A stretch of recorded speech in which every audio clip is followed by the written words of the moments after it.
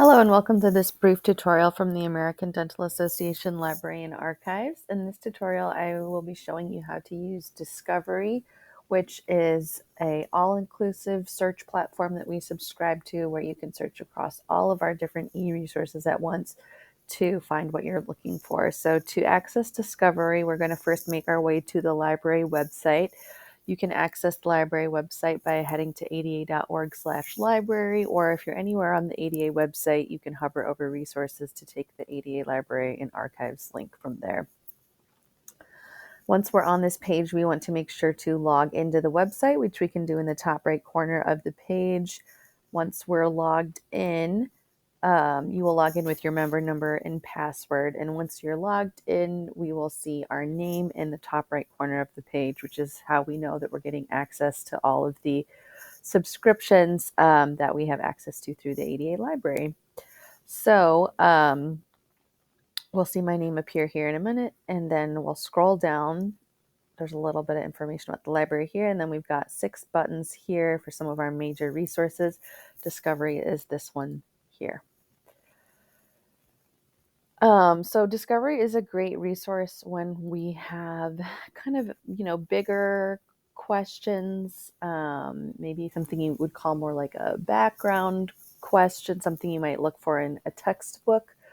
Or if you're just getting started on your research question and you kind of want to see what's out there, or like I said, if you want to search multiple resources at once. So books, journal articles, magazines, newspapers, dissertations, and theses, you can do that all in one place with Discovery. So let's go ahead and do an example search here, and I'll show you just some basics. In some of the later tutorials in this series, you'll see more information about how to search for more focused clinical or research questions. And then today we'll do this a little bit more broader one here. So let's use this example of orthodontic surgery and see what we find in Discovery. So the first thing we'll look at is the number of results that we get here. So we have over 20,000 results, which is a lot. And it is, like I said, because we're searching so many different sources at once. But there are ways to focus the search a little bit more. I always just kind of like to start by seeing what it first returns for me. So this is what the results will look like. They will tell you where your keyword shows up in the title or abstract. They'll tell you a little bit about the article, some of the subjects that were used to index it, and then maybe how you can access it as well. If you did want to limit this search a little bit more, we could go to our filters up here and then limit however we choose. If we wanted to return only full text items that we have access to through the ADA library, we could check that box. If we uncheck it, it will show us stuff beyond what the library owns, which can be useful. We can request most things for you for no cost. So depending on your goals for the project and what your timeline is, you may want to uncheck that just to get the full kind of range of what's available, even if it's not immediately available through the library. Another thing you can do is limit by date range. So depending again on your goals for your project, perhaps you might want to listen or limit to items published in the last 10 years. You can choose where the content's coming from. That may not be something that you're necessarily interested in unless you're doing more advanced research. You can, if you wanted to, limit to a certain type of article. So one thing that I like to use Discovery for is to search for books. It's really easy to use some of our biomedical databases to search for journal articles, but if we wanted to discover what books or book chapters were available on a certain topic, I think Discovery is a really good tool for that.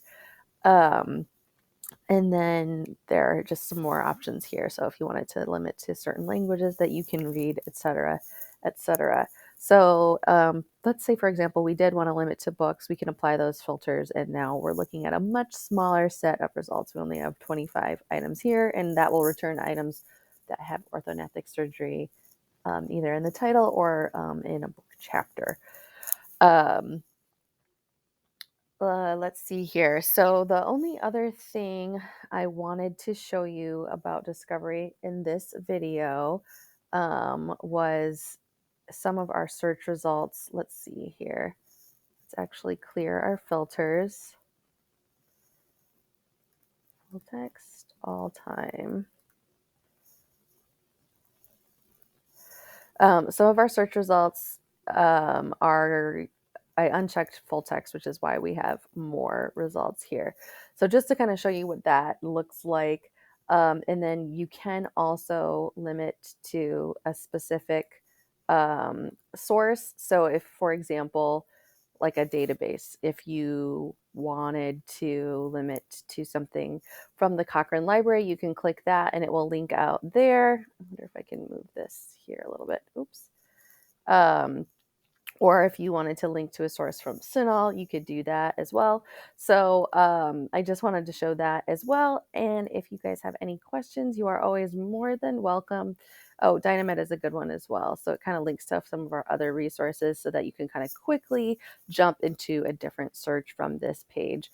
Dynamed is the next tutorial in this series, and it's a good place to find clinical summaries of evidence. It's a really good evidence-based tool.